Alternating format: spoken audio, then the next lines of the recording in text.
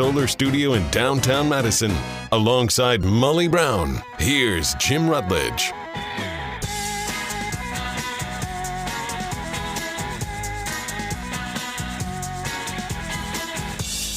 It is hour number 2 of Jim, Matt, and Molly. We are presented by Coors Light. At the Mountains of Blue, you know what to do. And that's crush a Coors Light.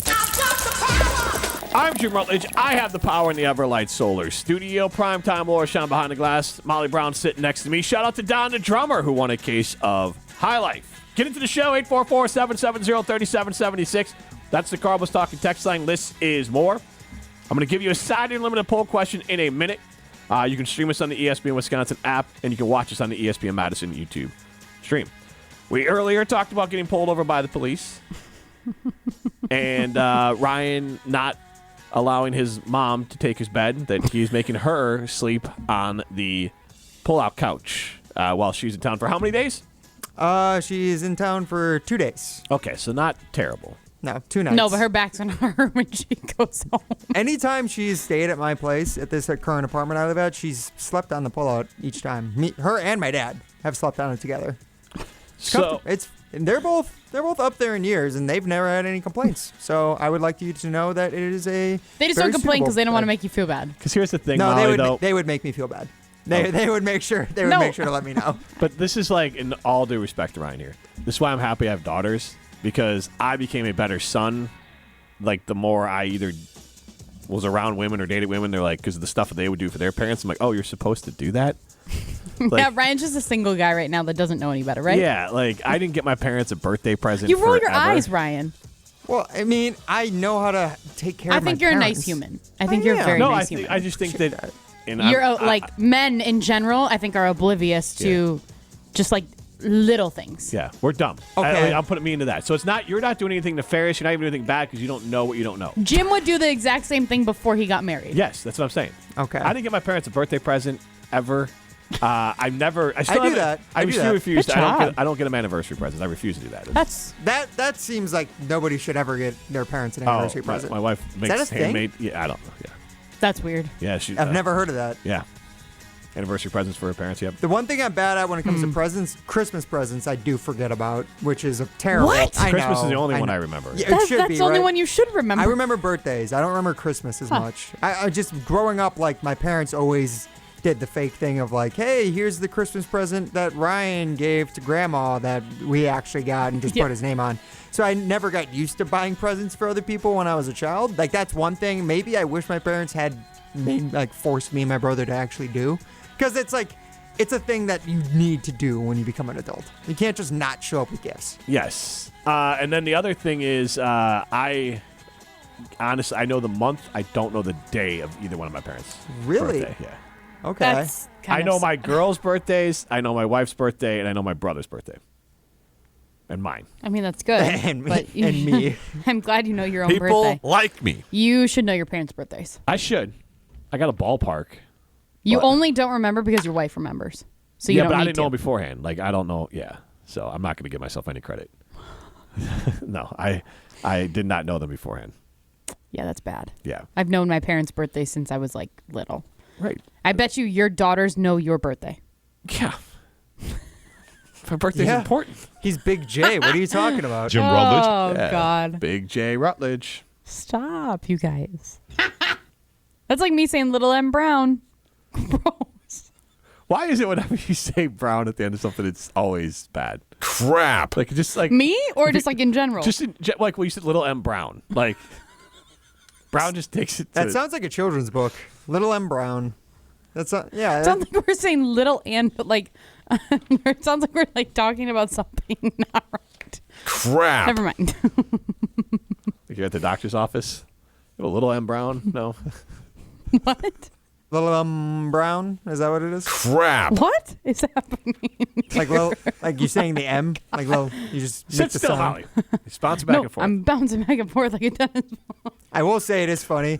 I watched, speaking of the press conferences this week with Aaron Rodgers, I did watch. Oh, we were speaking of that? We were talking about where they've been going. We were. But Bob was bobbing and weaving over there. I watched Jordan Love's press conference last night when he talked to the media, and he did a lot of the same thing because they They asked What, bobbing and weaving? No, but What? like his head was just bouncing back and forth looking at the reporters because like they asked him probably 15 minutes straight of questions just about Aaron Rodgers.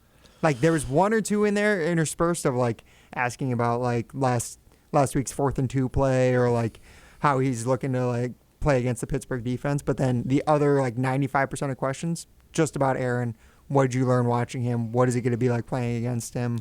How was it? Jason Wilde had a very popular question that he asked him. Was like, was he aware of like how poorly Favre treated Rodgers on his way out? That's a great question. And then did he do the same thing for Rodgers? Or we all know that Rodgers had a much more concerted effort to make sure Jordan felt comfortable, and that was something that came through in most of his responses. That is interesting. I'm also just like, I know we talked about, okay, that yes, this is a revenge game for Rodgers, whether he wants to admit it or not. Like, he wants to beat the snot out of the Packers. How badly does Jordan Love want to beat the crap out of Aaron Rodgers? I know they're not going against each other, obviously, but like he said that wants exact thing. Of course he did, because that's the most basic answer you could give. Well, he's not playing on defense, so I'm not technically going against him. Yeah, you are. We are all going to, whether we are consciously or subconsciously, we're all going to compare the two quarterbacks. We're going to compare their numbers. We're going to compare how they looked. We're going to compare who's more athletic. We're going to compare all of the things. So how badly does Jordan Love want to outdo Aaron Rodgers? So I can imagine, why wouldn't you? Why wouldn't you want to be better than what your mentor was? Can we go ahead and hear from the man himself? Please do. See how he put it? Something that's going to be, hyped up, but at the end of the day, it's another game. I'm going against the Pittsburgh Steelers defense. He's going against Green Bay Packers defense. So, we're not going against each other. Molly, you got him word for word. It's not hard to pick a very basic answer. Wait, he went to wait. Jim Rutledge PR class. Did Big Apparently. J. Did Jordan Love steal from Mrs. Steelers? He did. No. I swear to God, I didn't hear any of his stuff. It's just I believe that you. is the go-to answer, whether it's Jordan Love versus Aaron Rodgers or whoever versus who. That's what they're going to say. Let's hear from Aaron Rodgers if we can. Why not? Well, Brett got traded. Oh, sorry, that's not the right one here. Hold on, we got a few of them pulled up here. Absence from Green Bay makes the heart grow fonder. Doesn't view this game as a revenge game. There it is. All right. You don't view this While as we're at a it, can we quote play the other clip revenge afterwards? opportunity or whatever narrative we want to try to throw out there? I don't. How do you view this then? Why not?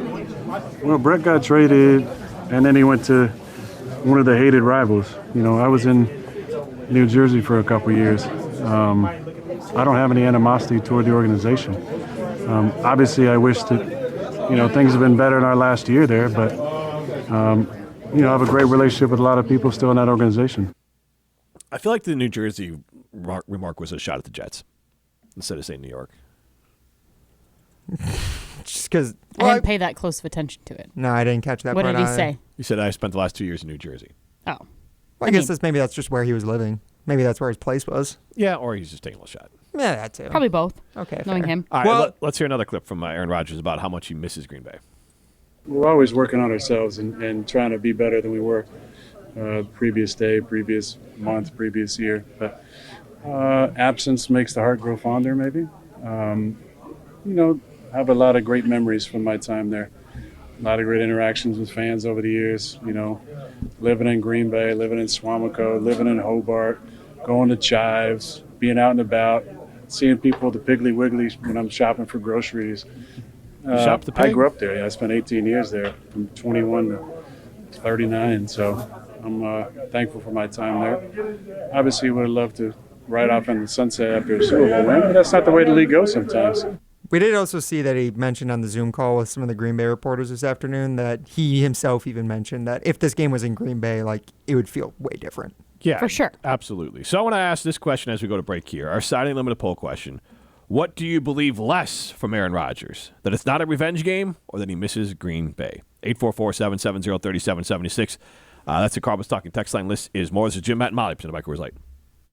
This is Martin Sensaker from Norway. You're listening to Jim, Matt, and Holly. Right now, 57% of you say this is not a revenge game. Yeah, I'd agree with that.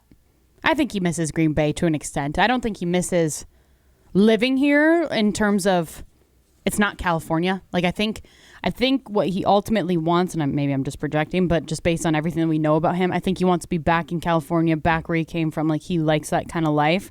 And if we're being honest, Green Bay and Swamico and all the places that he listed, Hobart, aren't the most thrilling places. So I feel like he probably enjoyed living in New York better than he liked living here.